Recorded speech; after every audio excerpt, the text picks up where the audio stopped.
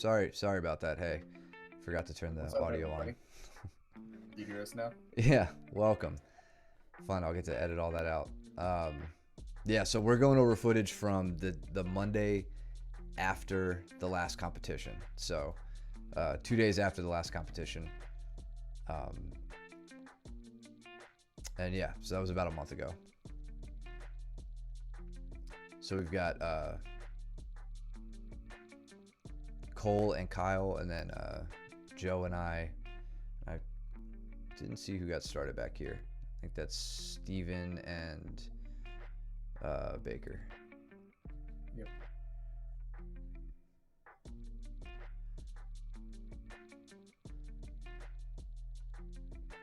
Cole's starting to work on it. Looked like off balancing Kyle here, starting at the legs, like pushing that shin into the waist. It looks like his knee's a little low though. His top knee, his knee shield's a little low. So Kyle's trying to walk by here. Shut up, Steven. How about don't be sick and come train? Or just come train sick, dude. That's the way to do it. Yeah, right. And tell everybody it's just allergies. What did Joe do to me here? Is Joe working a little, trying to work an outside trip, gets a front headlock, up and over, but I win the better of the scramble, get him on his back. Sounds like a Go Ruck mantra, suck less, harder.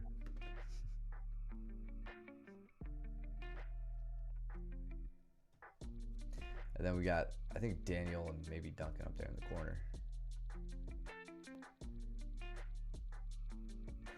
Let's go back to, I didn't see how Cole took top position here. So Kyle getting caught with his head a little low. Mm-hmm. And then Cole taking that front headlock over the top with the arm in, leaning real heavy, just getting his, getting Kyle's shoulders turning to where he could go right into mount. Now he wants to transition from that overhook into an underhook, hopefully. Looks like Or a strong crossface if he was gonna go crossface on the head. Yeah. But he's going double unders.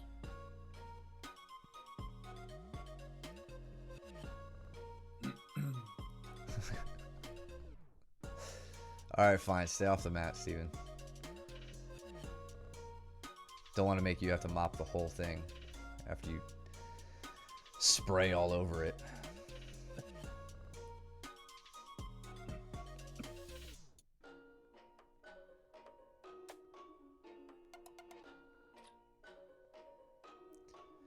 So you pull back into a triangle. Yeah, so this was when I was working on that shoulder drop triangle entrance from side control.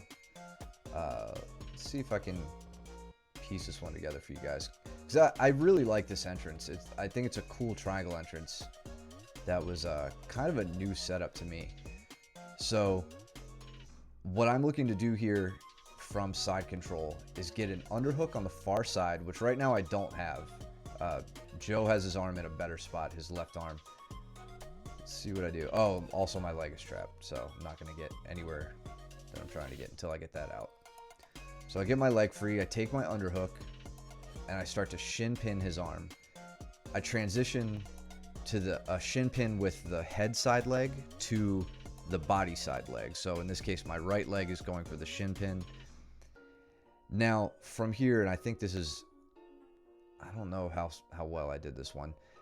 I want to start to lift Joe with my underhook as well as a crossface arm. So my left arm is going to start to crossface, and I'm picking his head up, bringing my body upright. And you'll see here in a second, I want to throw, so I get his frame out of the way first. So I pull everything up, and I'm trying to throw my hamstring on top of his shoulder, and then I simply drop to my own shoulder. So there I drop to my butt, so not the best entrance, but there I set up my trap triangle, and I start to get to work on finishing the triangle. If I did that one, if I sucked less harder, as Joe says, I would have landed in I think, closer to a finished triangle position on that.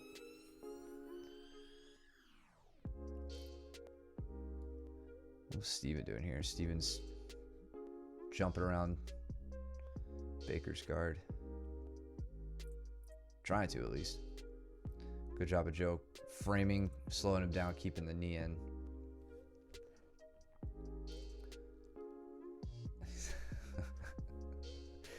I think everybody's feeling something. Except me. Fingers crossed. Yeah. Yeah, I hope some of us stave it off. I know I have not. There's a slow-ass song playing.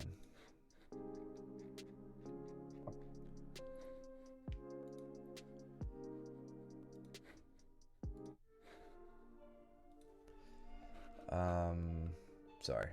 Had to play DJ for a second. Let's see how Cole got to Kyle's back. What was his setup here? Okay, so working that Americana threat, Kyle staves it off by exposing his own back, which he could do a little more safely here, and make use of this position. So he knows what Cole wants. It's gonna be, so this is tough because I think if Kyle lets go of that grip, like he's gripping his own hand, if he lets go of that, he's probably gonna get put into an Americana and then have to roll towards it. But if he could manage to transition this into an elbow escape, or at least the makings of an elbow escape, he has a chance dealing with this. Problem is, right there, he lets his right elbow drift across Cole's center line. That gives Cole full back exposure to where Cole just gets a gift wrap now. Pulls him in nice and tight. Let's see if he slides that knee up the back. There it is. Yep. To the chair sit style of a back take. Now he gets to work.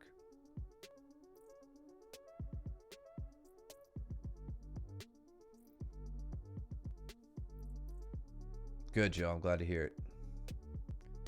I got to sign up for the comp tonight. I still haven't done it. And for any of our, if any of students are in chat who plan to compete this week, if you haven't done it yet, today's the last day to do it for the regular price. Then they jack it up until Friday, and then you can't sign up day of. So if you're going to do it, sign up soon, because you can't show up and compete.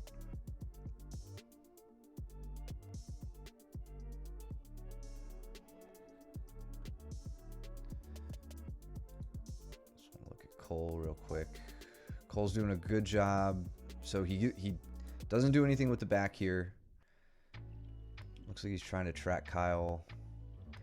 But Kyle manages to... I didn't see how he turned his back to the mat here. Okay. Looks like Cole just let up on some of that arm control. But he did not allow Kyle to get his elbows back to a safe spot. Or at least the one elbow. His left elbow in this case. From there, he starts setting up his Katagatame.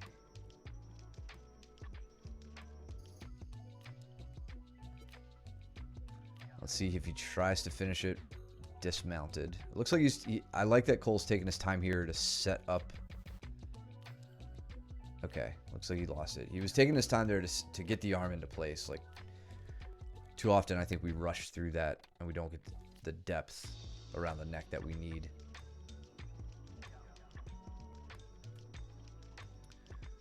And I just want to look at something I was doing with Joe here. So here I wing sweep Joe. And as I come up, I keep my chest and my stomach behind his tricep. And really, like, you could tell just how much I'm like digging my feet into the mat to try to prevent him, to wedge him facing the wall so that he can't turn his back to the mat. This gives me some time to set up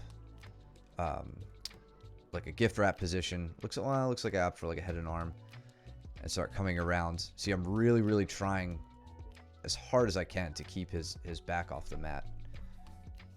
Not letting my knees touch the ground. going for a super sloppy armbar attempt. We have that top lock. Yeah.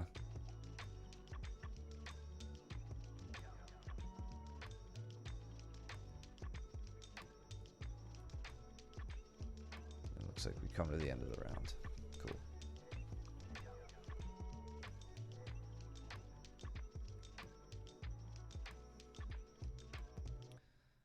It's Caleb and you. Me.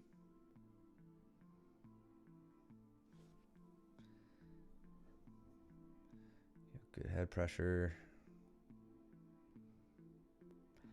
Surprised Caleb didn't lock up that grip around the back.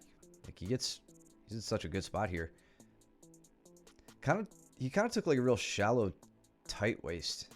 I think if he right here, I don't know, maybe your head pressure is preventing it, but I feel like you could have really transitioned to like a good spot behind you. Yeah. Yeah, I was waiting for it. I was trying to push that head away as much as I could to get my leg out. Yeah. Then you're really negating his underhook by dropping your weight into it, bringing your head like over his elbow, kind of like we try to do in a top half guard when someone wins the underhook battle from bottom. Right.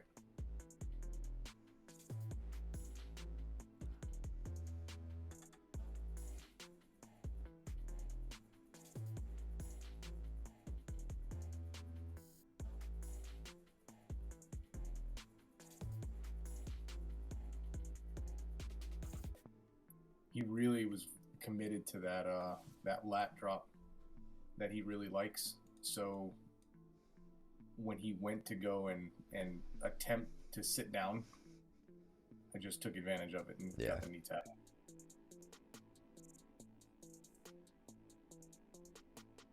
I didn't want him to get back up. No. And you're setting up a near side underhook too, which from top half guard, which is kind of slept on in my opinion. That's because he was doing a really good job of preventing me from getting that. Watch what I remember this. I had to fight like hell because he would not give me that underhook willingly.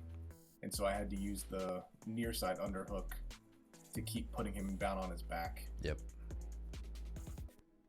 And then I'm opting here for an inside bicep tie to try and pry open his arm to fight for that underhook. But with a big guy like and with him trying to go for the deep half, I'm really in danger. Like all throughout this whole situation here, it's not a good place for me to be, even though I'm on top. Yeah, he did a good job there moving you, creating some space. Like just right here. I mean, he's switching back and forth a few times. Like he's turning away, turning back to you, turning away. And every time a little bit of space is getting created, he's not completely shaking you and getting to a better spot, but he's working towards it. Yep.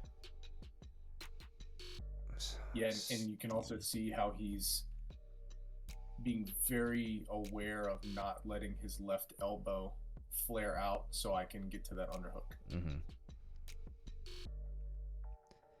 Yeah, I like that you keep attacking the near side underhook. It, remember everybody that like those underhook battles we get into with top and bottom half guard. If like in this case, if Caleb gets the underhook, he's got to be propped up on his elbow to really make effective use of it. Typically, like if you're on your back and you have an underhook, you don't really have the power to do anything especially effective with it. So Mike is completely taking away any advantage that Caleb gets by getting that underhook, and you were keeping it shallow anytime he did get it.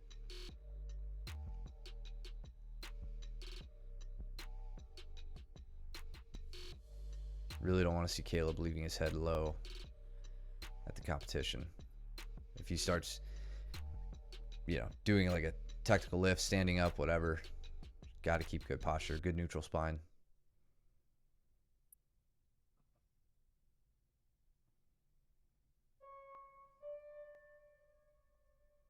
you know, where he's on a different side here, but he's also doing a very good job of trying to keep his arm safe from the underhook. Now, in doing that, he gives me a Darce. Yeah.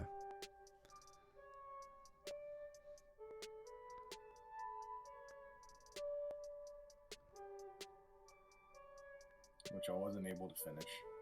Surprise, surprise.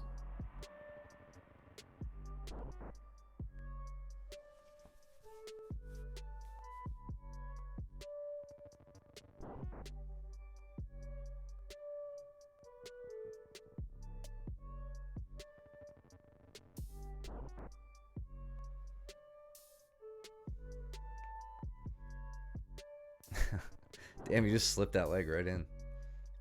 I was working on it, breaking down his legs to get his knee turned, and then once he did, I was able to slip in my leg. I want to take a look at Joe and Andrew here, up in like the middle of the mats. So, I'm pretty sure this was like when Andrew was like brand new. I'm not sure how many months he's been with us. I think it's just been like 1 month he's been in. So this must have been early on for him. The way he's trying to pass Joe's guard right now, it's obviously not especially technical, right? He doesn't have like a good guard passing game set up at this point. But looking at it now, I'm curious if I don't know, Andrew, if you're in the chat. Oh, hey, what's up, man? Cool. So, you're establishing like kind of what we would call an underhook on the leg. We refer to as a scoop grip. You're passing legs by here. I hope you can see now that you're a whole extra month in, the opportunities you're opening up for yourself. So as you get Joe's knees pointed away, pointed in the same direction, this time they're pointing away from you towards the TV. This is your opportunity to pass in the opposite direction, right? So if you had, Joe does have a nice like sticky kind of hook here on your hip that might make it a little difficult. But you probably have your left arm free to pin the knee or take a V grip on the shin or at the ankle or something to disrupt his connection. And now you'd be able to sneak around to your right, his left, and start working passes. So I guess big takeaway I want you to keep in mind here is your passing game, the way you're doing it right now, needs to be fairly dynamic, right? Feinting left and right. You could probably go back and watch Joe, working his feints. He's gotten very good at them over the last couple of months. I mean, hell, you just about started to do it there. Like, what's up, James? As you come around, like a quick move and throwing that left leg by could be the difference between passing and being stuck in open guard or getting triangled here. So yeah, like I said, you're a whole extra month in now, so I hope you can see some of the benefits to what you were doing and how to tighten them up.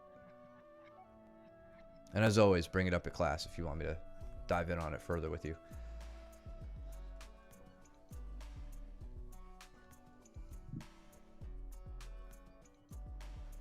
And did Joe finish the triangle there? Yeah, Joe gets the triangle.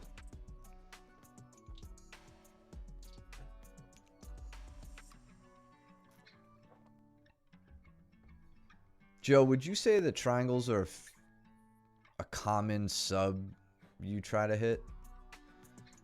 And just because Steven was talking shit earlier, let's watch me strangle him here.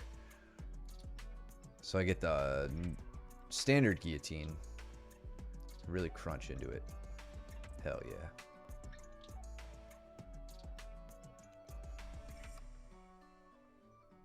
Good stuff.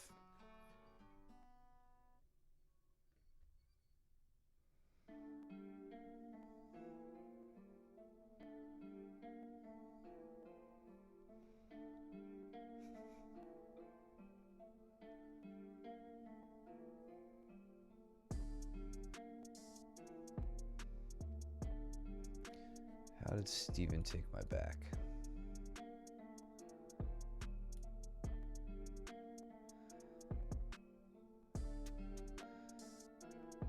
front headlock, and he crowded me like crazy.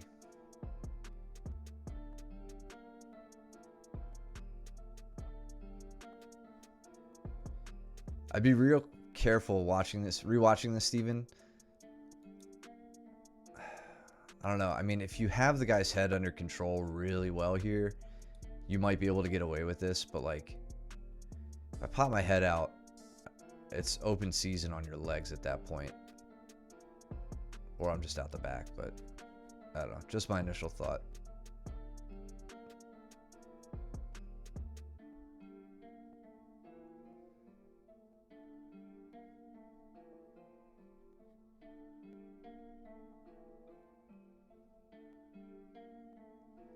I feel like Joe could be a really solid triangle user, you know? Mm-hmm. That was a slick back take. Yeah. Yeah, that was good.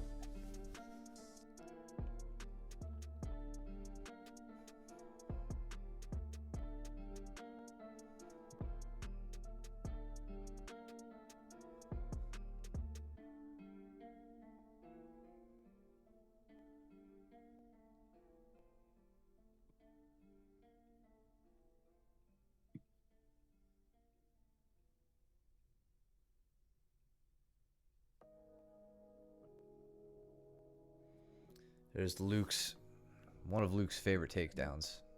Mm-hmm. That super low ankle, shoulder into the knee, make you want to just sit down sort of takedown.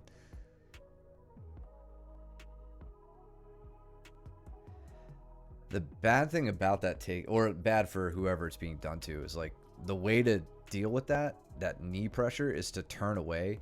So like kink your knee so that he's behind the hinge of your knee. But when you do that, he can just easily come up on a single and get behind you. So like it can initiate a scramble from standing, or you could just kind of opt to sit down, relinquish the takedown, and try to work from bottom.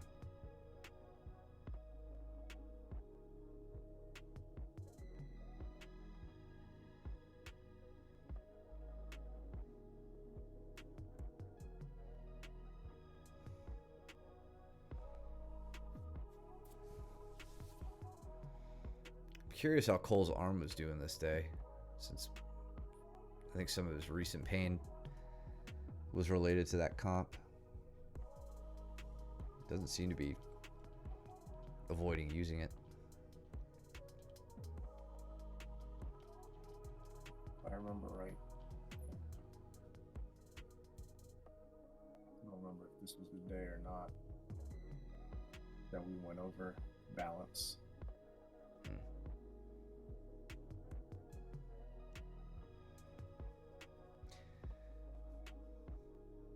Yeah, he really needs to get, like, he needs to stop treating this position like mount. Like, he was really trying to control your head as if he was already in mount. I don't know, maybe that's my feeling looking at it. But yeah, because like I don't know, I guess when I'm in top half guard, I really prefer to work towards underhooks and like the head and arm, right? Getting a crossface arm, getting an underhook. So working with this, I feel like working with the overhook like he's doing here doesn't give him enough of a base on his right side. So like to your point, you know, speaking of balance, like you're getting him moving a lot here. Mm-hmm. And like the heavy part of him too, right? So his hips are what I'm able to get moving. Yeah, and they're right over you. Like, yeah. So yeah, I don't know, I'd reset from here personally.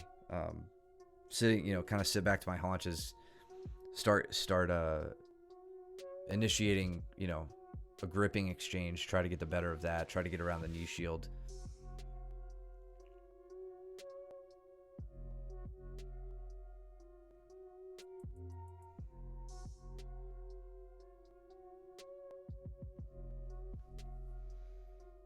Looks like Duncan is in a Katagatame threat.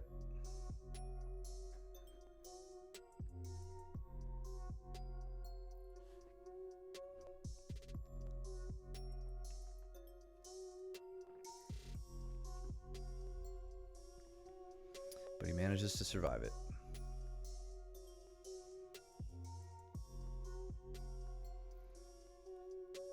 Good guard work from Cole. Mm-hmm. I know how difficult it is to deal with this. But he's framing your hips, trying to get back to a side control because he doesn't want to deal with your north-south, it looks like. Yep. Yeah, he's blocking the hips. He gets in a nice elbow frame here.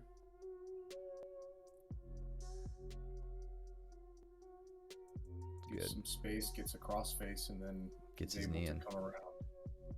But I think I got my knee behind his knees. Yeah. I didn't allow him.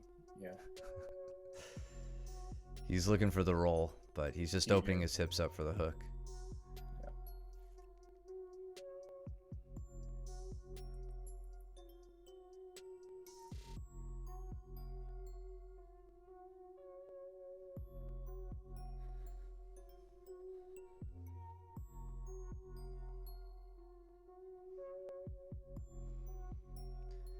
Man, Duncan's been he's been surviving a lot of onslaught. Now he's got a Darce. Now he's out getting here. Darsed. Which Luke initially set up with the like that Japanese necktie Yep. style of entrance. We'll go back to that in a second and see if he finishes it. Looks like he got it. Let's go back a few. I just want to highlight this for people who play around with darces but don't have as much success because maybe your arms are short or your opponent's shoulders are really broad. Watch Luke's grip here. So he can't quite get to the darce grip he wants. So he makes a gable grip behind the neck. Almost, it's very reminiscent of like the power half we do to break somebody down from turtle as we try to take their back. He starts to curl Duncan's head underneath him. That allows him to kind of, if you think about it, it shrinks the all the meat that his arms have to get around, right? He's got to go under the shoulder and around the neck. He's bringing everything in closer to do that. And then he can more easily slip in the grip here. Someone like Danny, when we watch him do it, you know, he's got nice long arms. He shoots him in. It's super easy. If I go to do it, it's a pain in the ass. Even Luke, you know, who's not short or anything, he had trouble getting around Duncan's armpit and neck. So he cranked him in a little bit and then shot it through. And yes, James, it does hurt. Or it is uncomfortable. I can definitely say that with certainty. And then it's even worse once he actually gets the darce.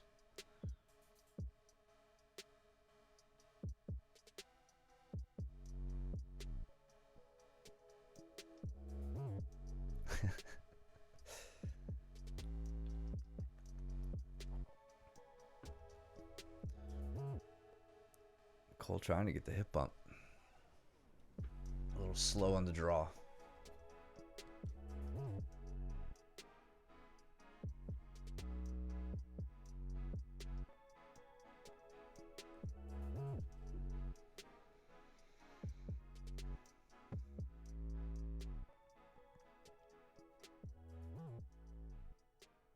Working a good body lock.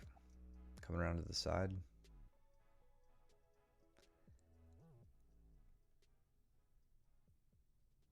All right. So that was really, really slick guard passing.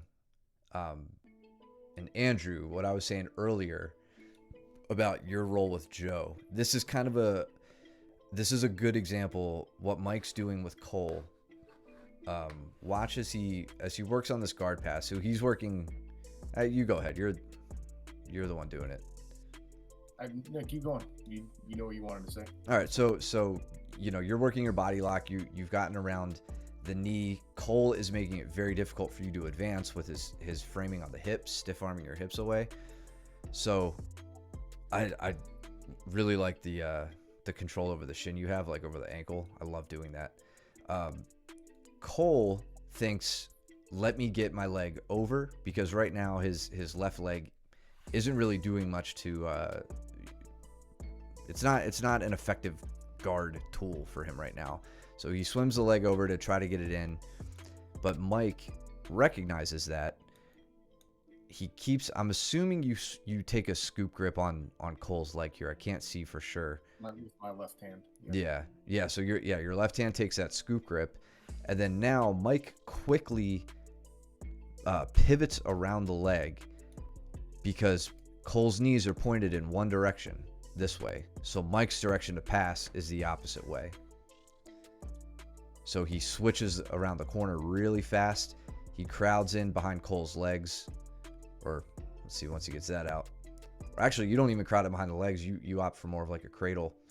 But keep heavy pressure so Cole can't immediately flatten his back to the mat, try to get his guard in, and stay north of the leg. So that was just, Andrew, that was a better example of like that directional switching that you need to, you got to get a feel for it. You're gonna feel it. You're gonna see it more and more, and you're gonna be able to react more and more quickly.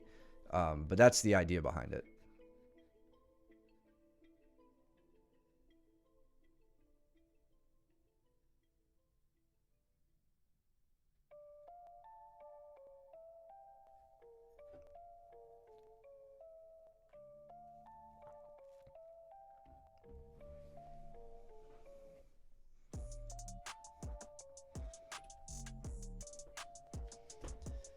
I hope Brandon doesn't put himself into an easily throwable position with Caleb this round.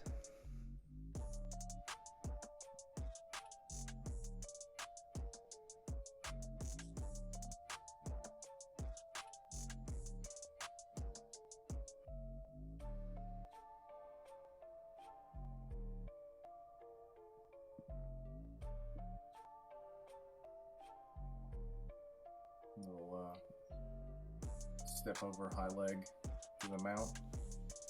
I'd like to see more control over the knees, but I know he was feeling pretty confident with it.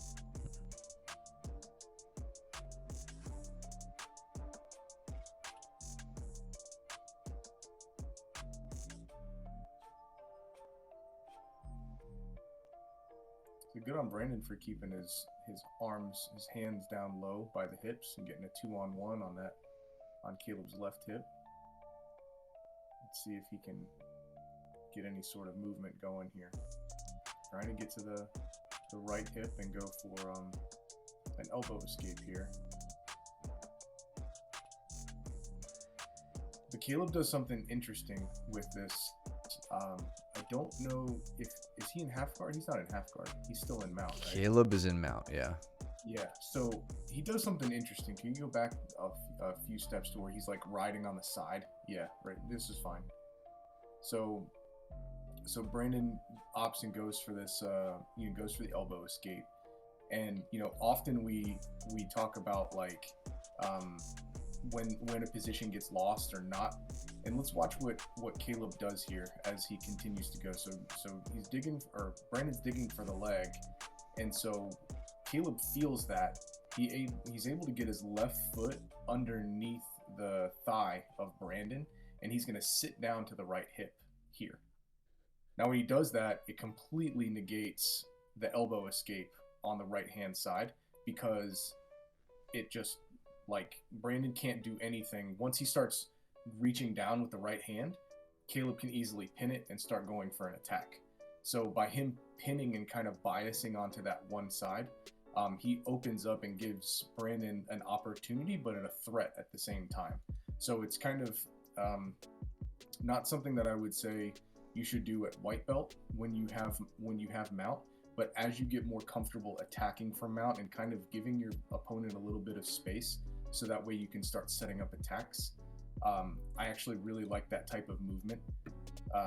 Again, just to give you options to start submitting rather than just holding the position. Yeah.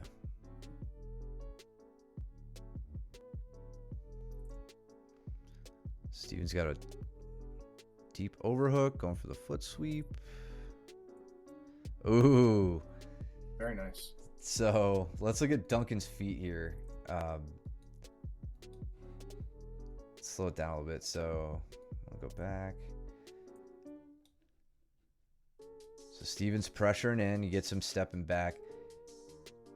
Duncan loses his footing right here. Like, in fact, it looked like he stepped on Steven's foot, probably accidentally.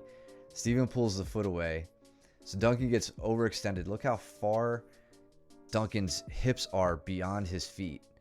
That's when Steven, he feels the off balance.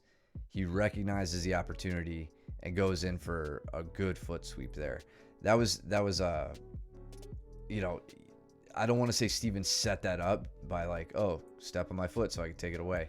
That was very a very opportunistic foot sweep. But I know a few of you guys have asked me about like going over this kind of stuff with you. This is just a really good example of having a feel for when to hit them. But kind of like we preach, especially if you go to Bertram's class, it's just it all starts with movement. You're not going to get this move on anybody if you're not forcing your opponent to work. That initial sweep that doesn't work, you know, it gets Duncan off balance, moving. Second sweep gets him. That was just really great, really cool, opportunistic finish. Yeah, that was slick. Then immediately, let's turn our attention to Joe and Austin. I saw that. Right, so Joe goes for a little knee pick here, a little knee pick single.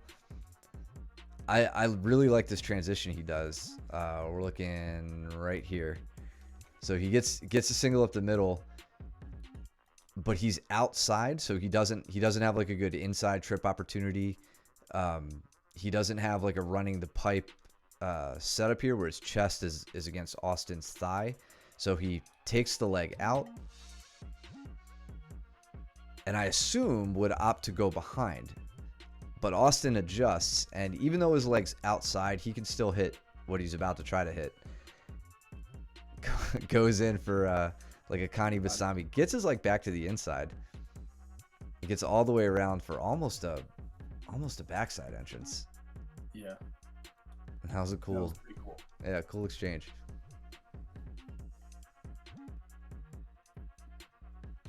And I'm glad Austin didn't jump into Joe's knee on that one. Yeah.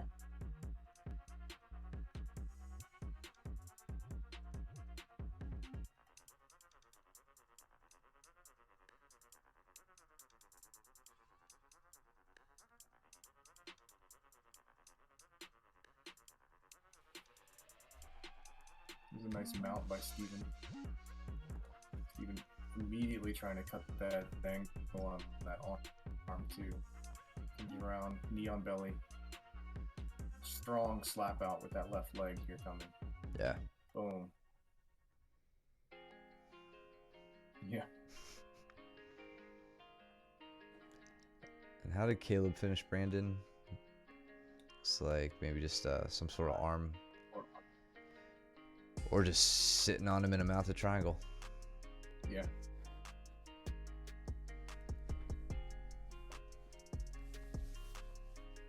Well, speaking of mounted triangles, Steven has his Goes for the TP. Or the straight leg triangle. Well, no, I'm not even going to call it a straight leg triangle because that makes no sense. And I just know the TP choke to typically have no arm in. But right. I don't know. It just makes sense. Whatever we want to call it. Duncan's like, what the hell was that?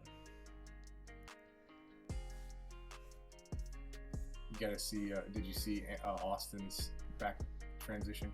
No. On that one? So he goes up. He's trying to set up this triangle.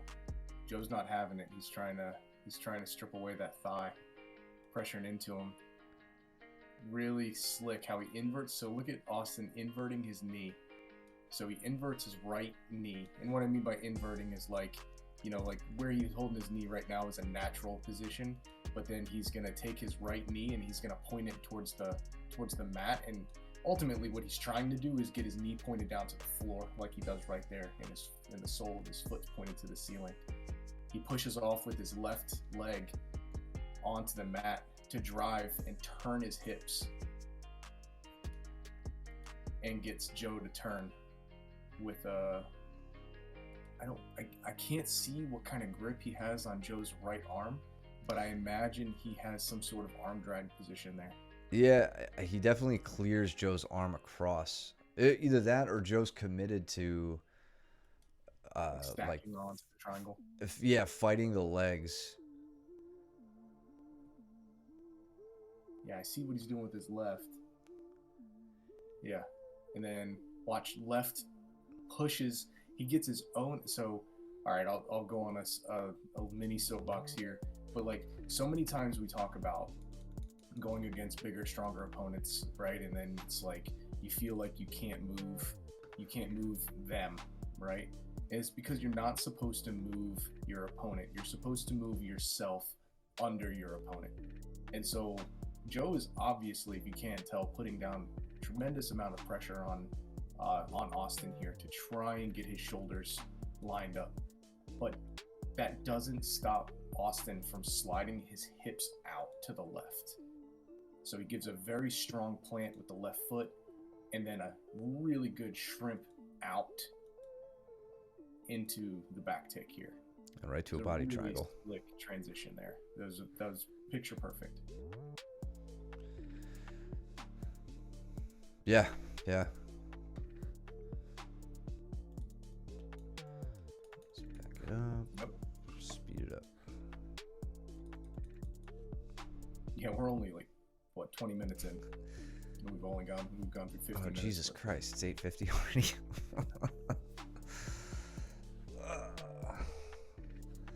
Well, whatever. Steven had a really cool entrance here.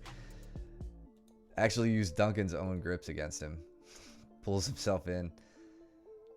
Kind of a shallow grip on the calf, but then inverts.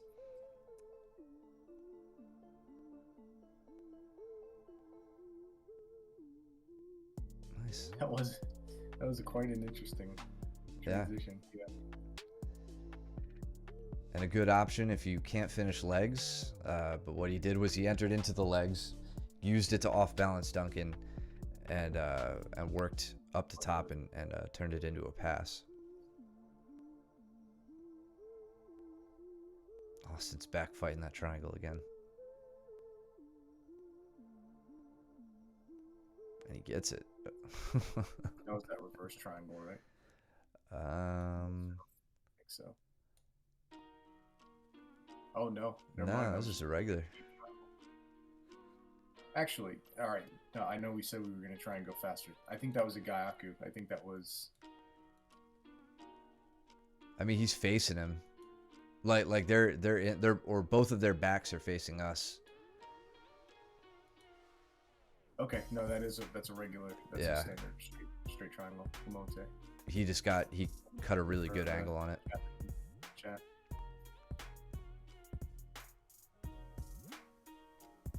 Steven almost jumping right up into the mounted triangle.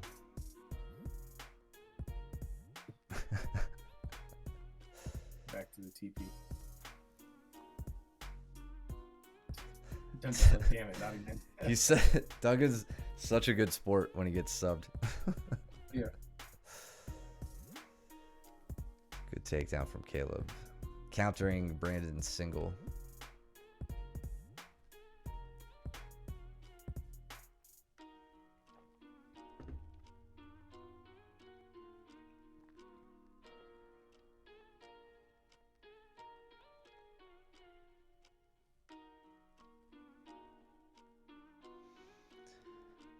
Austin's doing great, fighting out of Joe's threat on the legs and immediately taking the back.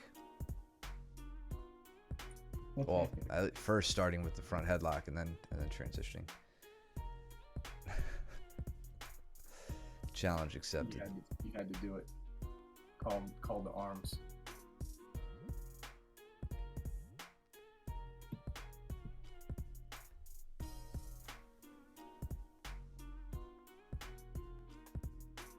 Can't believe we're 50 minutes in.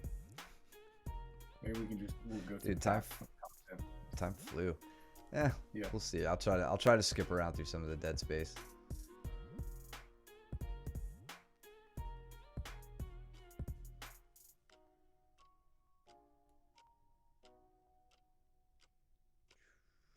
Is that Luke and Caleb?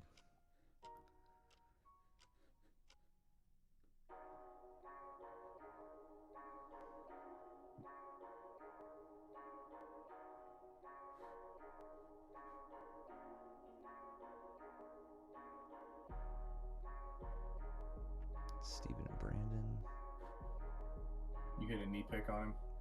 Yeah, I think so. Just, yeah. Yep.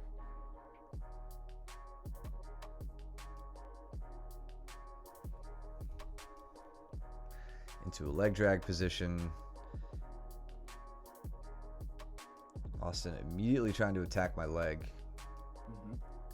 He does this a lot too. From the turtle position. Yeah. He's immediately triangled up too. Like he's got it. He's got just such a deep bite when he does that. Mm-hmm. But I'm just trying my best to keep my leg sprawled. He had it up by his shoulder there, so I had to really grip fight. Try to get the leg back, sprawl, get heavy on him. Now I'm starting to keep his knees pointed away from me, getting my leg free, and transitioning to a better side control. Sliding up underneath his right elbow to keep it from being an effective frame on my hips. Probably setting up for that shoulder drop triangle again. So I'm working up to a knee on belly. Okay, into mount.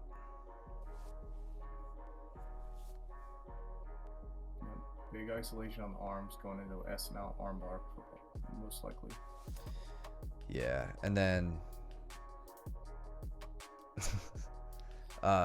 this was a cool little detail we saw with Gordon Ryan and Roberto Jimenez.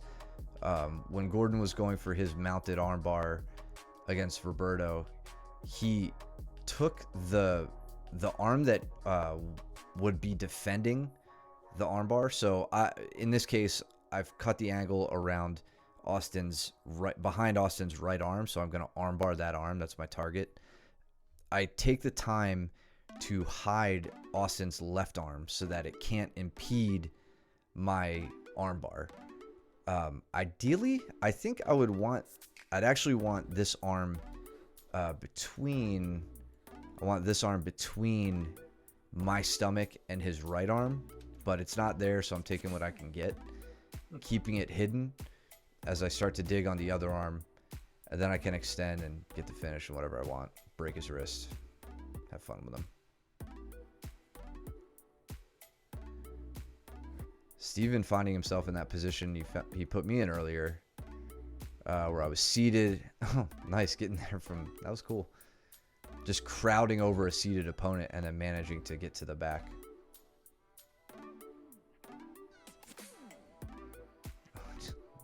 Try that Russian snap on him.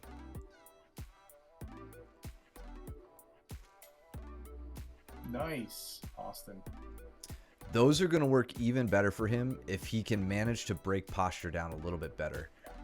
So like right now, on his head. What was that? You're pushing very heavy on his head, which means that you are able to get your hips engaged pretty well in that movement. So it wouldn't be as effective of a knee pick, or I'm sorry, of an ankle pick here. Yeah, and to add to that, as he drops his ankle, watch his right arm. It stays put, and or it comes down a little bit, but his elbow drifts way too far away from his body. Yeah, that's all wasted opportunity to break me down. If you keep your elbow tight as you drop, you're gonna break my posture down even more. The space between his elbow and body could translate directly to my posture being broken down 1-to-1, or just about 1-to-1. But because he didn't pull me down, he lost the ankle pick, had to shoot in on a very low single, stayed in front of me, so I wasn't too concerned about it. Now he's in a rear crucifix. Now he's into a reverse triangle. Yep. Right? Yeah, that was a reverse triangle.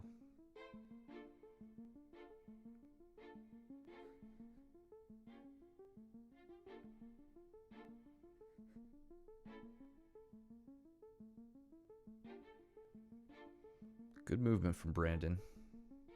Not quite back to guard yet out of that north-south.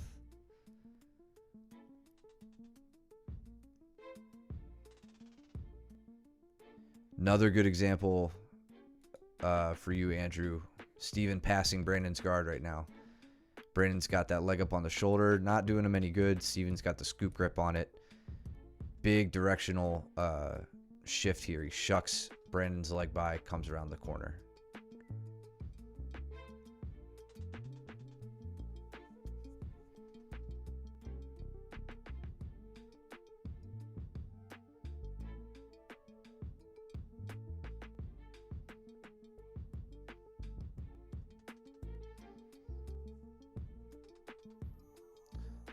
So Luke is working from a bottom half guard. I think he's working. No knee shield. They're not talking, are they? Right? I can't. Okay, yeah, I guess they are. Caleb just wasn't advancing, so Luke was getting cocky.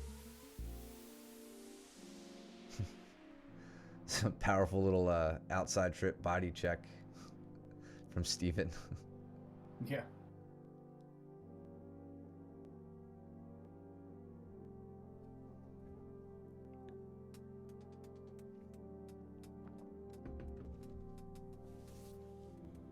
Trying for an anaconda. Trying. I don't know if I get it. I don't even have an arm. Oh no, wait. Yeah, I got a Darce here. It is a Darce, yeah.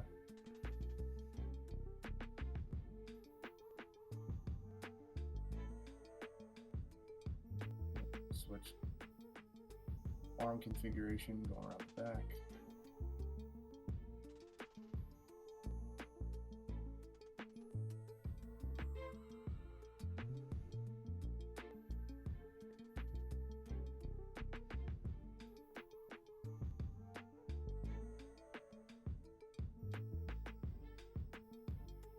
Have these been 4-minute rounds? No, these were 6. Okay. We started them back at 6 as soon as the comp was over.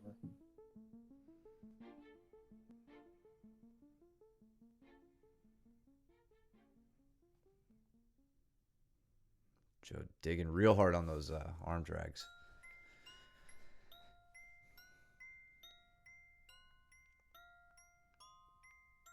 Which I really like to see. You know, you guys shouldn't be forgetting about arm drags, and some other common takedown techniques are just as effective when employed from a seated guard as they are when they are done standing.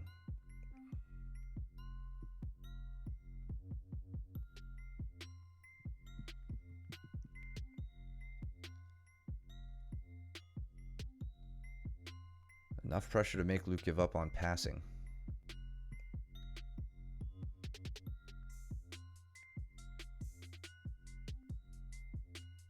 At least for a minute.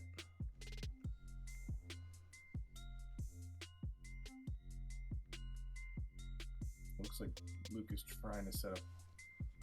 He's trying to set up a Darce, I think, and then wound up thinking differently.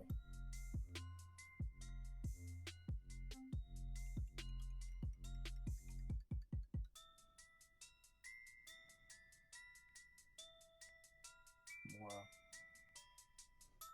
So bold. Just trying to get a reaction. Yeah, and what I like about that is if Joe could manage to take this leg and sneak it inside Luke's back leg here, like he could start to open up. He could start to pull that leg away, start working to come up on a single. Like it's an effective way to get out from underneath somebody, from Turtle. And Luke knows that, and he's not even letting him attempt, or he's not even letting him get anywhere near the setup. And then hits him with a good Kimura. Luke's dorsal Kimuras are frighteningly powerful. Agreed.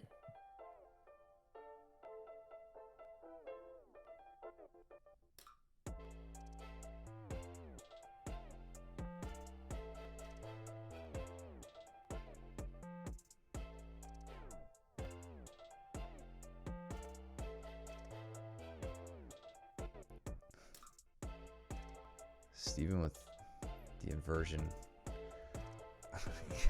Hurting Caleb's hand somehow. Caleb's hands always get hurt. They got hurt yesterday.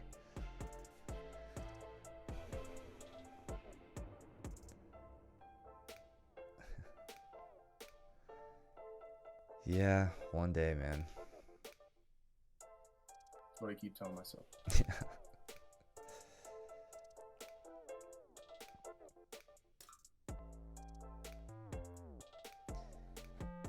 Damn, Steven and Caleb having a great little scramble here. Steven working to De La Hiva. Briefly. Let's see if he goes back to it. Yeah, right there. Sneaking around the back.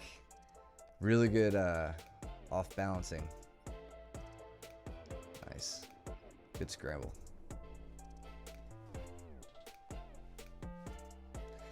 Luke trying to break Joe's floating ribs.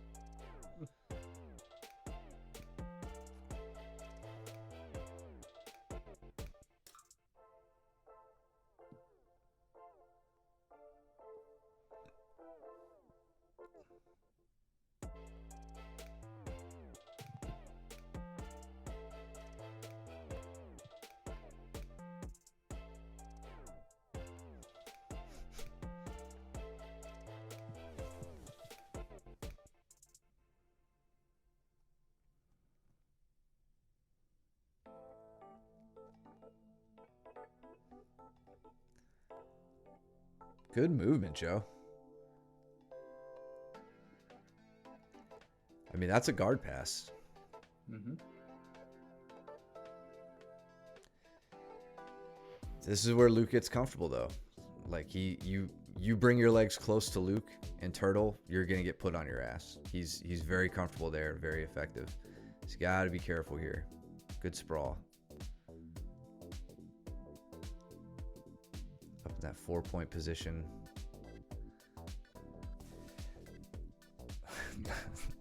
Great sit out. If Caleb, if you're watching, that is a good example of an effective sit out and a good time to use it.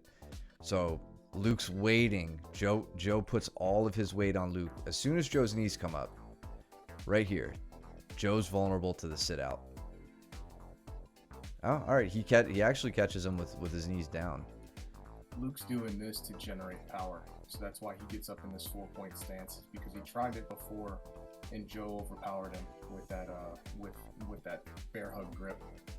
And so what he's doing here is he's using his weight dropping from higher, so higher potential energy, right? He's dropping it down to the mat in order to give himself a bigger turn with his left elbow. Yeah. Throw Joe off. Yeah, watch Luke's left elbow shoot up to the ceiling as his right hand shoots through. See if I could show it slowly. So here, completely shucks Joe off of him, and then is quick on the turn, or tries to get quick on the turn. Joe sits to guard before Luke can come around and take the back. I would say the only way Luke could have made that faster to get to the back is if the right leg shot through in this direction. You're gonna see that more from, like, I would say if Luke was down on his knees and elbows, you would see that style of a sit out probably. Luke is so much better at sit outs than I am, because he can actually move people way better than me. So I'm curious what he would say about when to shoot that leg through versus when not to, but either way, that was cool. Cool to see him hit that in slow-mo. Oh, good, me and him. I think I was saying in the last stream how that's Einstein's equation. I was saying in the live stream how comfortable how much more comfortable I am passing Luke's guard from, like, that split squat stance. Here, I don't even do it. I thought I was going to. Let's see this one more time. So I actually get Luke. I get under Luke's legs here. Into a knee, like a leg drag type situation, but he opts to go to a turtle. Yeah, I kind of bump his hips up over with mine, exposing his back. And look what I'm doing to help get my leg in. So I kind of quickly, let's see how quickly I get my right knee. I lead with my knee, not my foot. So I get my knee in, but I really want it pointing towards his hips, not up towards his head. But I'm pulling with my other leg. I'm pulling his foot out to help get my hook in there. Now I hit the power half Nelson. He shakes it, unfortunately, and fucking bear crawls after me.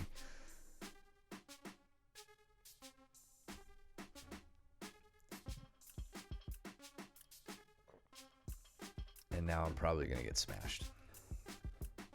He didn't like the almost guard pass and almost back pick. Yeah. So he decides to make you pay for it. Trying to put me in my place.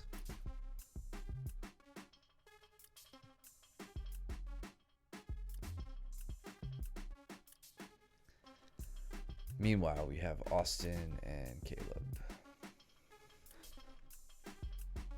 Let's go forward a bit.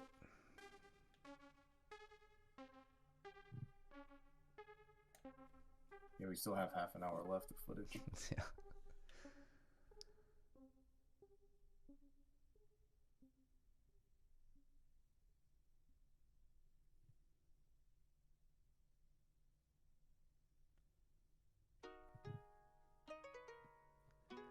I would say Caleb in the last month has definitely leveled up his, I want to say his aggression. I think we saw it on a few of the recent streams that came from the last month.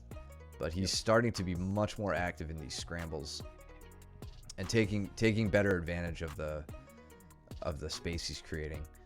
Oh, Luke just smashes my fucking face here. That's all that is.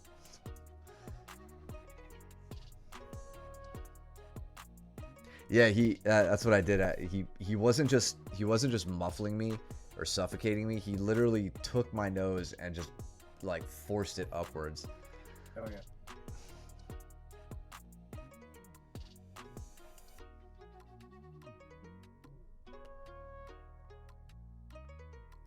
I'm doing everything I can to keep my knee pinned to his ribs so that he can't dig in on a deep half. So now I'm in a 3/4 mount with a deep underhook, an arm isolated, going for the second arm.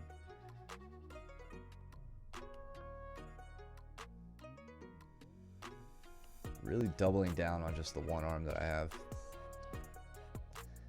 But even now I've lost it, so I'm in a little bit of trouble.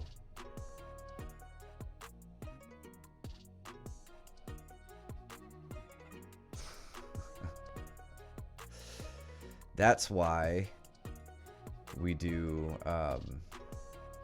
proper go behinds. We don't just run around behind somebody without blocking their arm, because they just do a nice big forward stroke like they're swimming, and all of a sudden that back take becomes you on your back. And then you get Estima locked over and over again. I think if this is the day I'm thinking of, he hit that Estima lock on me like 3 times. Totally cracked my ankle at one point. Yeah, you'll be waiting a long time to see me Peruvian necktie Luke.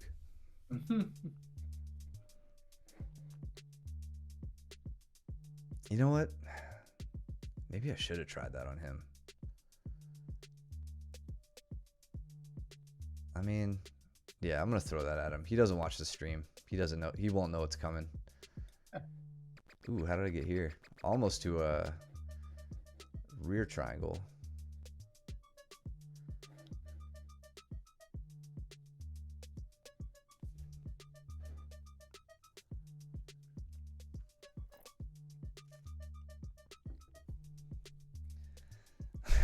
That's right.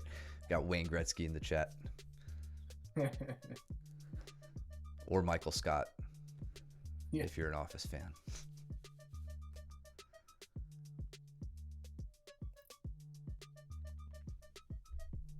Dude, you know what move I realized recently? I don't think I've seen any of us try, at least like not in a very long time, is the seated head and arm. where I can try to, I don't want to dwell on it too long, but like just using that position that Pinball's talking about. Where was it? So seated head and arm. Look it up if you haven't seen it, but right, I gotta pause it. Right here, if I snuck my right knee in underneath Luke's right arm, he would be in a katagatame. Oops, hit my mic.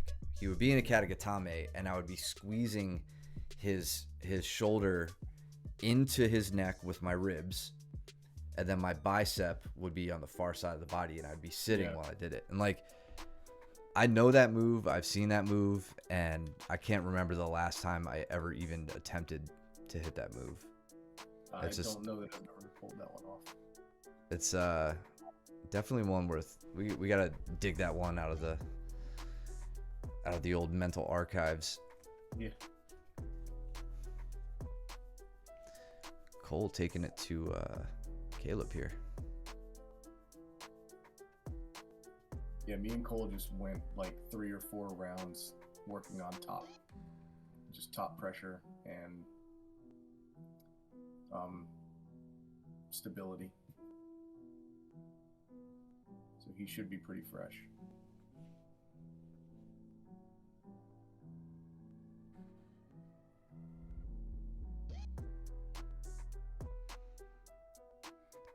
Austin still staying a little too square for those shots. Duncan's not doing much to kind of get out of the way though here. Mm-hmm. So Austin does have options, but he is outweighed, and it's tough to move around when you got somebody sprawling out on you. Duncan, you could do a better job of getting those legs out and sprawling a little bit deeper. Crossing those ankles pretty low there too, Duncan. There's no reason why you shouldn't be hitting body triangles on Austin. Yep, there he goes. Caught you lacking, dude.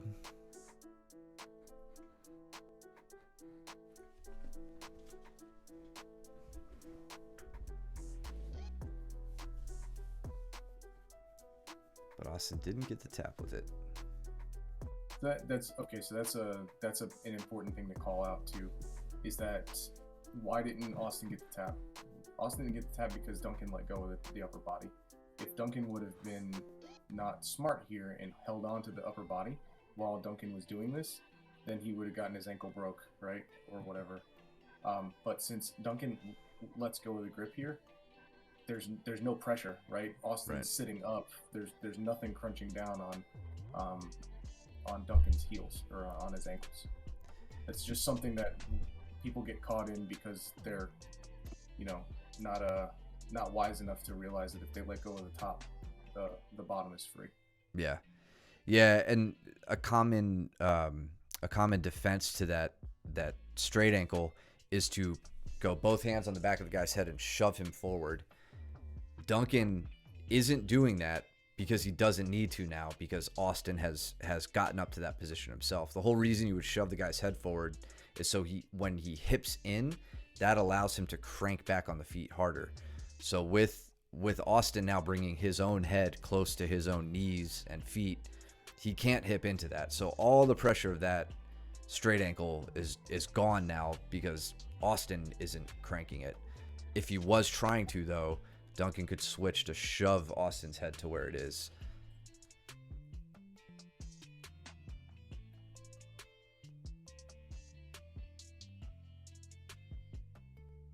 I almost feel like I don't know. I kind of like what Duncan did better than shoving the head forward, though. Like he let go, but he kept the ankles locked and used it to kind of transition from there. That's an interesting. It'd be an interesting thing to play around with. Yeah, I mean, he went with where his body told him to go, right? Yeah, I think that's an important thing. It was good intuition. I just want to look at Caleb and Cole. Let's see how they got that takedown. Caleb with a deep shot, but Cole sneaks around. and puts a good threat on the strangle. Just doesn't have the hooks in to really send it home, but manages to settle into mount. Cool.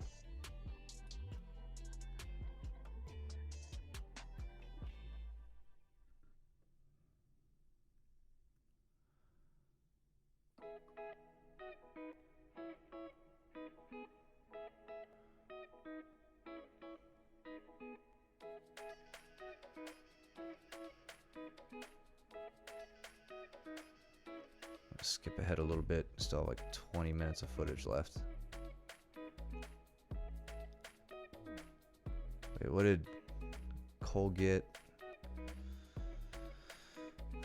Probably arm, if I had to guess. Yeah,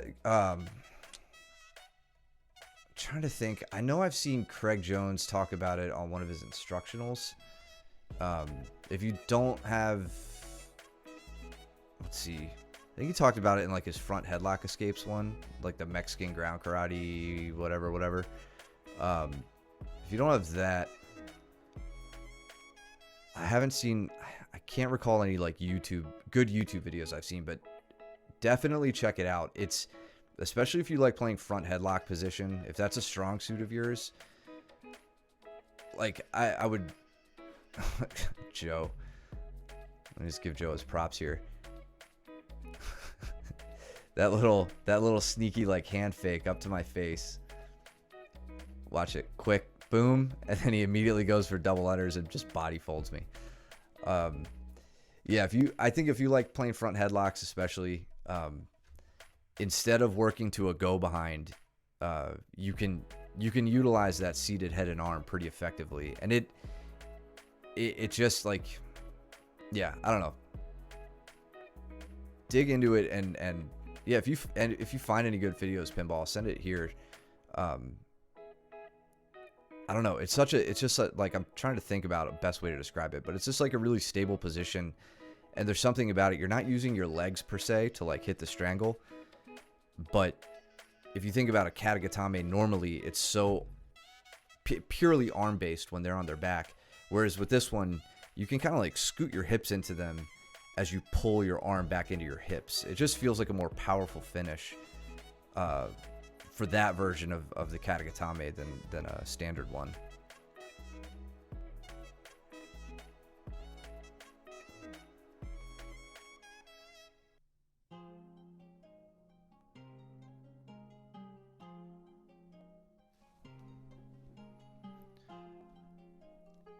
If I remember correctly, I think Joe really tried to take my lunch money this round.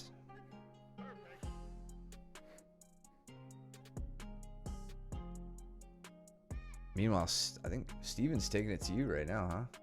He is. Isn't that you and him? Yeah. We got Pat and Caleb as well. Pat laying on some heavy shoulder pressure. Doing a good job keeping... Okay, well, he was keeping Caleb's hip frame isolated. I like that once Caleb got the arm under, probably looking for that little ghost escape. Pat switches up to north-south, making it a little less likely that Caleb can hit that. Oh, Joe and I just moved. Okay. You're working X guard, yeah.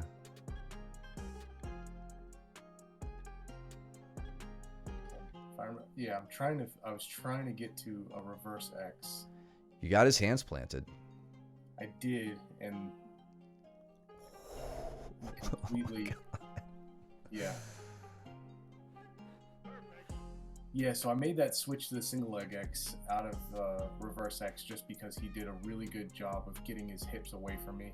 I wasn't able to elevate him, so his hands were planted. I just was not able to like make the switch effectively. Yeah. So I start going in and trying to go back to that to an X guard and reset, and instead I go to a straight ashi. Right there, it looks so scary to me. Yeah. Good slip. Yep.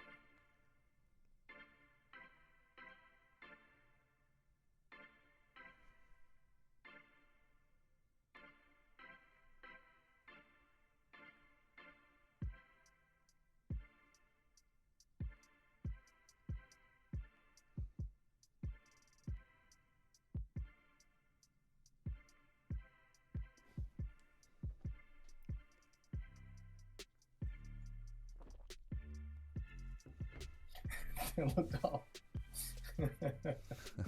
It did. It really did. Yeah. You slipped it though. No problems.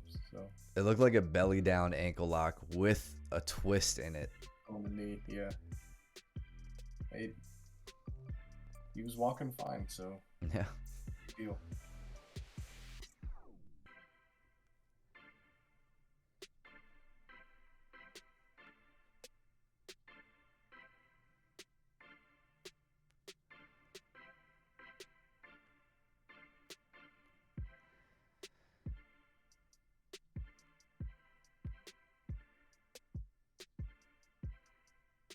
Really good body locking. Damn, Yeah. didn't get around though. Just enough space for me to regard. Yeah. And notice how I opt to go into a full guard here. Just because he is very effective at the at that body locking. Mm-hmm.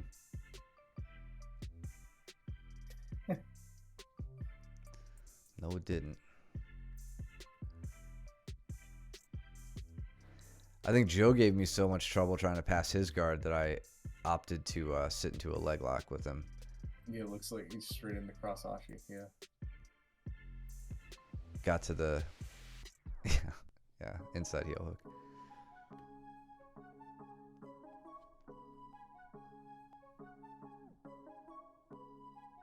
And Caleb's making it really difficult for Pat to pass from half guard here.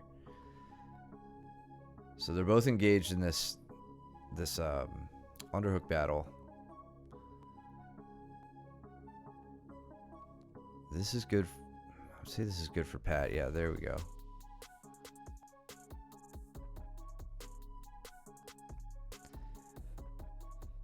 That was a good battle between me and Steven. Yeah, that was great. Fun leg exchanges. Just a note for Pat. Kind of looks like, I mean, you're in a good spot. Your leg, well, right there, it's a bad spot to freeze frame, but keep in mind, like, you know, half of the battle is upper body, and I think you have the right idea. You know what to do here. It's, you know, get your underhook, get your crossface, flatten them out, all that. You also have to focus on getting your knee free. So planting your foot and like, kind of, I don't know what the right word is, but like shimmying your leg up, right? Like you're kind of like walking with your foot heel toe closer to Caleb's butt to try to pop your knee up to face the ceiling. Then you can start working your knee free. Then it's a lot easier to pass. It's much easier to get an ankle free than it is to get your entire leg free when he has your knee trapped. Yeah, I just take it up. So can you go back to that position? We're running low on time, but so right here, what you have is you have a great opportunity for a knee cut. So I don't see a hook on your, you know, like you don't. He doesn't have a lockdown on you right now, right? So your ability to turn your foot out towards us, towards the camera, and then turn your knee towards the monitor or towards the television right now is probably your best bet, right? You have a very strong underhook here, and you can go for that knee cut. If you reverse a couple of frames to where you didn't have the underhook, let's go back further. About here, okay, you actually walked before you did this. You started walking your hips to the left of our screen, right? So you're actually walking your hips what I would say is the wrong way. If you want your knee to poke out like what Matt was talking about, you actually need to use a strong crossface with your left arm, okay? Making sure that you're not giving up the underhook, so staying tight over top of that far elbow. And then walk your hips and his hips to the left side of his body, the right side of your body. And what that's gonna do is that's gonna get his knees pointing in the same direction this way. And then as your foot plants on the mat, your knee is going to start driving up in between his legs. And there you can start to determine, do I have the underhook or not? If I have the underhook, then I can easily go to a knee cut. If I don't have the underhook, I can shin staple the thigh and go into a, to put him on his left hip entirely and start passing from that position.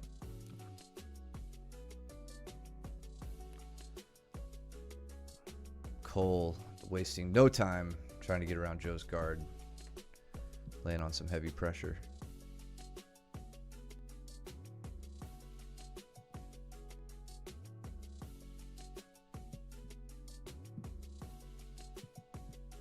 So Daniel was in class yesterday, and was it yesterday or Monday? And we were talking about the stream and the emotes and everything. And he was asking why we use that thumbs up, why we use that icon for the thumbs up emoji. And it dawned on me, Cole working to the rear naked strangle. Dawned on me, there may be a few of you who don't know the origin of that. It turns out that it's Joe's, this Joe, the one who just got strangled, his dislocated thumb from a stream a long time ago. I'm training with Danny. Yeah, he stands up and he's like, my thumb is dislocated. Or he wasn't even screaming. I can't even say that. He was just like, he starts walking away holding his thumb out, and I grabbed that frame and I cropped it out, and that's why we have that as our thumbs up emote, and our thumbs down emote.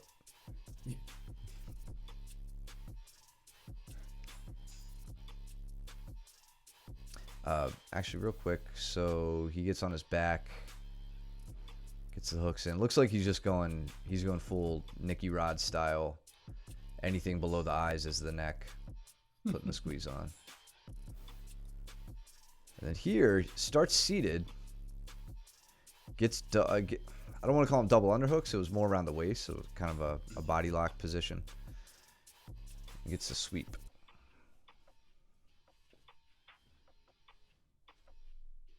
Very tight on the top. Very controlling, keeping that arm isolated. Right to a quick katagatame. That was a strong finish.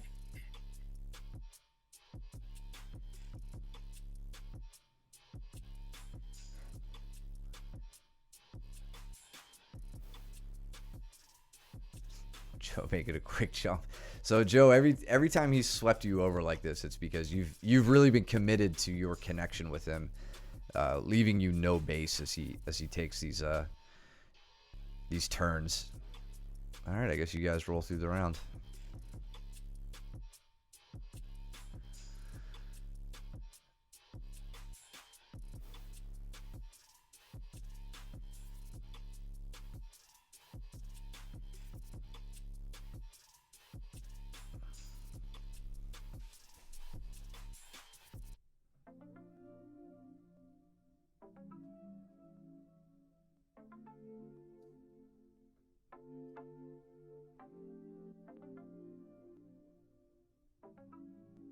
Oh, sucker.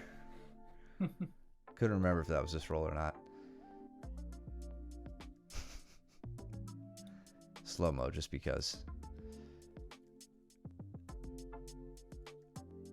So I don't want to commit to the underhook on him because I think we all know how much he likes to use his very deep overhooks.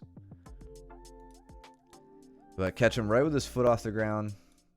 Get him moving just enough. That looks really uncomfortable. How he's planted on it. I probably would have fallen too. There we go. Always love hitting those on Caleb.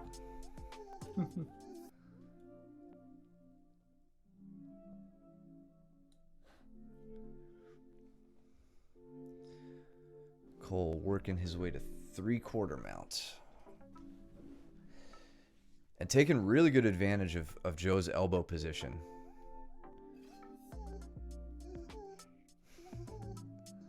Dude, foot sweep, I mean, you've watched enough of our streams by now, Pinball. You probably have picked up on it. Foot sweeps are just my absolute favorite way to take people down. I commit nothing underneath their bodies, so I don't get sprawled on. It's like the lowest energy, low risk, high reward kind of takedown. Which is just, I mean, what more could you ask for? Cole is just taking no prisoners in this round. Pretty much refusing to be on bottom. Joe. What was that? He got right up underneath Joe in order to get that turn.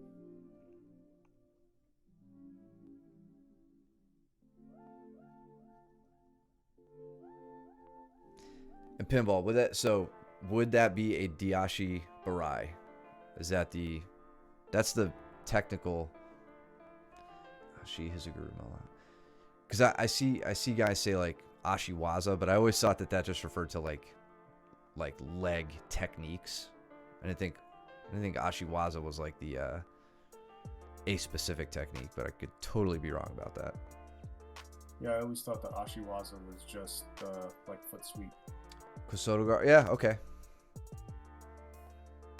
Well, I'm asking. I guess that would depend on what my foot's doing. If it's tripping or reaping. Tripping, reaping, sweeping, like that. I guess that kind of dictates what you'd call that move. Okay. Okay, so if his foot was planted and you had like a hook on it, then it would be like a Kosoto. Yeah. Kosoto. And if it was moving, it would be a Daiachi Barai. Is that right, Pinball? Joe doing good, working to the standing guard break. Can't tell if Joe wants to attack Cole's leg here or pass. It looks like he's trying to come around to set up into an Ashi. Yeah.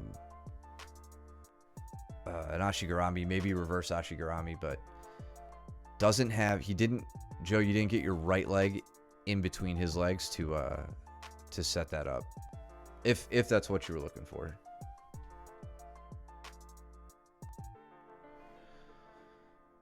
And I'm trying to do my best impression of Cole right now. Getting to mount and trying to keep Caleb's elbow way up over his shoulder line. He's doing a great job off balancing me though, making me base out so that he can get his arm back to where he wants it. If I stay committed on that, he probably just rolls me over and then I get smashed.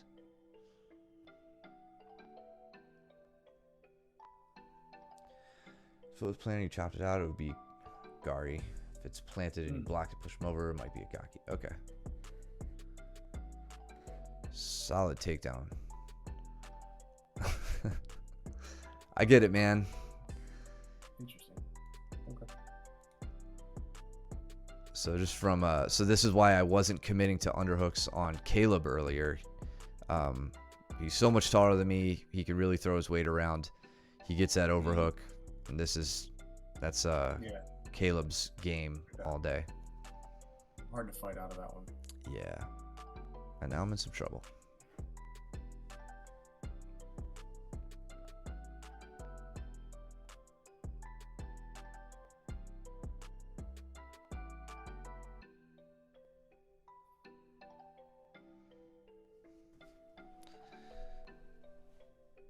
Cole again working really hard to get not working hard, effectively getting arms up, laying a lot of forward pressure.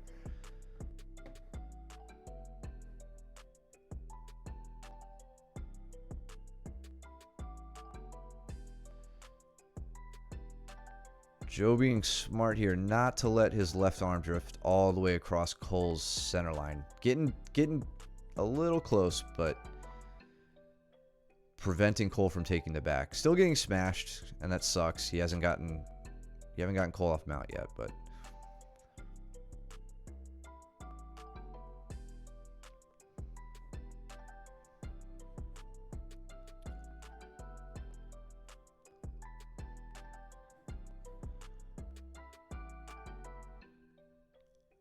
I'm doing everything I can to keep my knees between Caleb and I.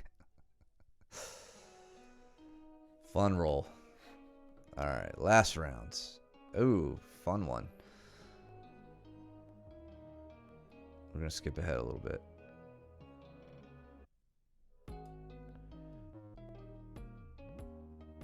I think Cole was anticipating a body fold there from Luke, but Luke kind of didn't crank too hard around that body lock grip.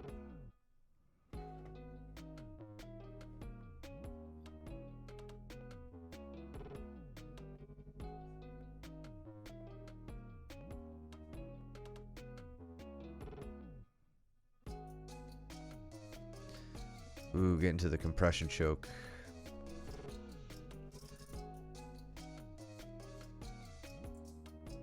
Who's that? Steven and Joe. What just happened there? Because Joe was in on a nice. He was. Oh. Steven tapped him. Oh yeah, it's a straight ankle. Straight ankle. Okay, I see it. Yeah. He's like, what?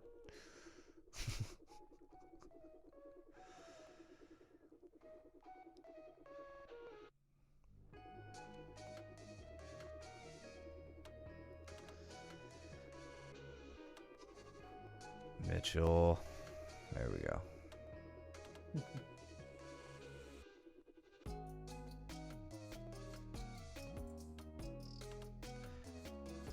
Cole somehow avoiding the smother.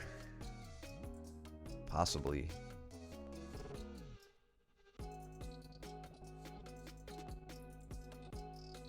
So it's funny that little like hand fake that Joe does where he goes up high and then swims under.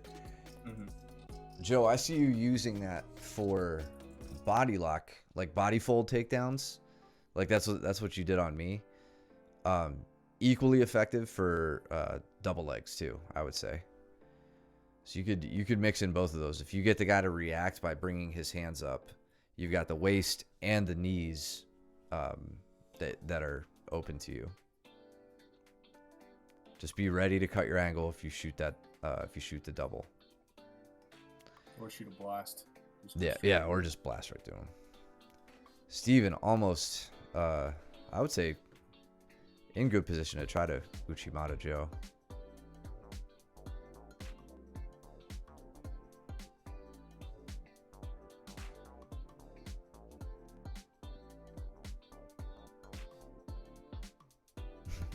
Steven was trying to dig his neck into, or dig his forehead into Joe's neck there, I think, like Luke likes to do.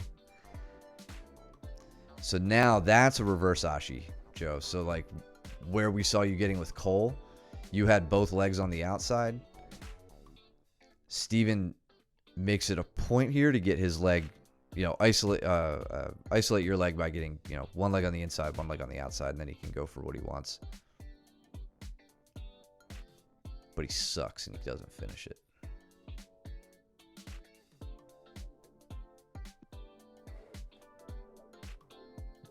Did Luke get the, yeah, got some nasty smothering on him.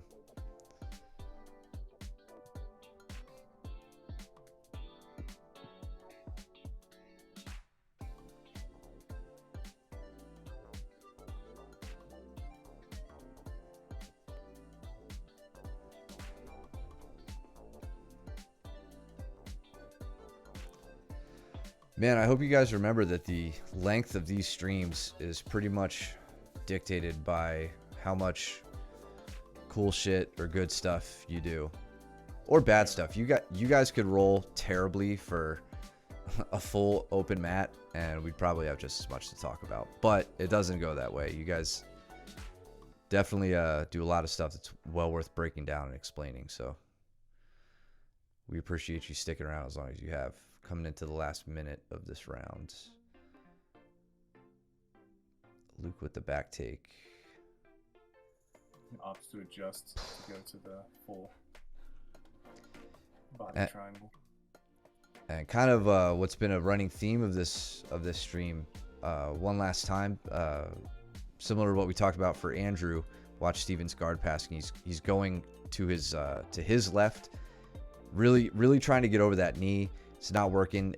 Immediately catches Joe's left knee low, steps over, and runs around the back with the side body lock. That was a great pass. Just another fine example of the necessity for that quick directional changing. Oh, nice. Winds up getting the turn. Joe's doing a good job trying to rotate out of it and get back to close guard. Winds up, I don't even know what the hell you would call that. Whether Steven's on mount or closing guard. Cool. Nice. Great stuff tonight, guys. Yeah. Again, thank you so much for sticking around. Pinball, as always, thank you for answering our judo or Japanese questions, really. And yeah, a quick reminder, anybody competing this weekend, if you haven't signed up yet, tonight is the last night to do it before they hike up the prices. You can't sign up day of, so do it before Friday. Otherwise, you'll just be there supporting and not competing. What else? Follow us here, subscribe here, use your Twitch Prime, all that good stuff. Subscribe over at YouTube. You can now go to youtube.com/@MooresvilleBJJ. Thank you guys. Appreciate you being here. Thank you. Yeah, go find us on YouTube. Subscribe over there, where you can watch our videos and put them on repeat and see how awesome you guys have been.